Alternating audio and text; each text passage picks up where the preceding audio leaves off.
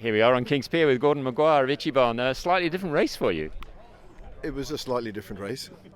Yes, I was going to say it was a game of two halves, but I think there were actually four halves, which would be 4 quarters.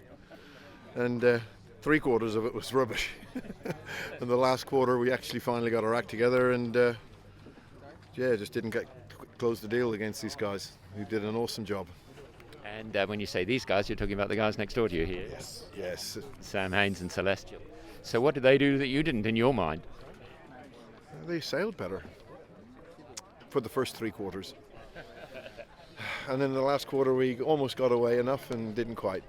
I suspect we lost by a minute and a half or something uncorrected time to them. And while we don't know what that does overall, we only ever measure ourselves against our peers. And how the cards fall after that on a handicap basis. Everybody talks about being a small boat race or a big boat race, but amongst the 52s, if you win amongst the 52s, you're usually in the money. So we typically talk to you about driving, and you had all sorts of interesting aspects of driving in this race, wouldn't you? From the first night through to sort of some of the stuff yesterday, yeah?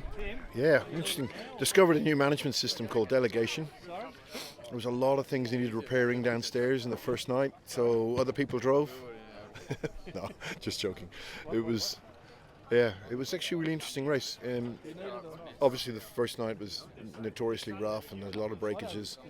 The honest truth is it wasn't that bad, it wasn't that windy. I've been in much worse Hobarts. But it was a wind against tide situation which creates quite a bumpy sea.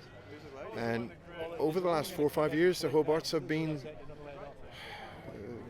getting rather gentlemanly, and this one was far from it. This was a really classic get flogged for the first 24 hours and a bit of a last man standing situation. So when we put this boat together, it was always in the back of our minds that one day we'll have a traditional Hobart and we might have to finish it.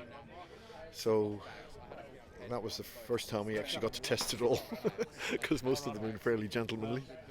And most of the gear worked. We were pretty pleased. And much by way of changes in the gear lately? Yes.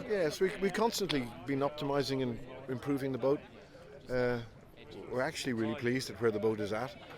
You wouldn't know from that result because we lost, obviously, but I think, to be honest, we lost because of the decisions we made on the racetrack. In the first night or later? Yeah, the first night. First night we got ourselves quite a long way behind, and the racetrack didn't really allow us to catch up, and our opposition didn't allow us to catch up, and they sailed really, really well. They seized the moment. They had an opportunity, and Jesus, they jumped all over us. Was that about choosing whether to be further in, further out, or just when you were attacking? Yeah, it was just a tactical decision to push further east than anyone else, trying to get the other side of a ridge which was producing, or we felt a significant shift in how the wind was going to play up. The ridge was supposed to remain stationary, but it moved, as ridges do, and actually everybody all over the course ended up with the same wind we had, but we had sailed out of our way to get there. So we committed to sailing a longer course, I guess, to get more favourable conditions, and then as the ridge moved across the fleet, all the boats that had sailed the shorter course got the benefit of that ridge and the shift in the wind direction. So it was a bit of a stuff up on my behalf. Oh well, and how many Hobarts is that for you now?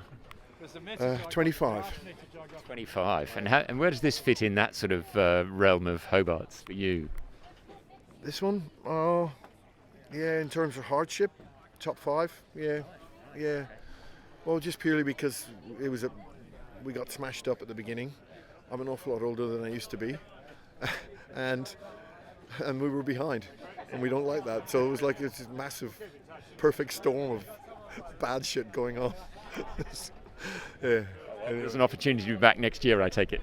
Yeah, because no one remembers who was second. Well done, thanks very much indeed, Gordon. Cheers.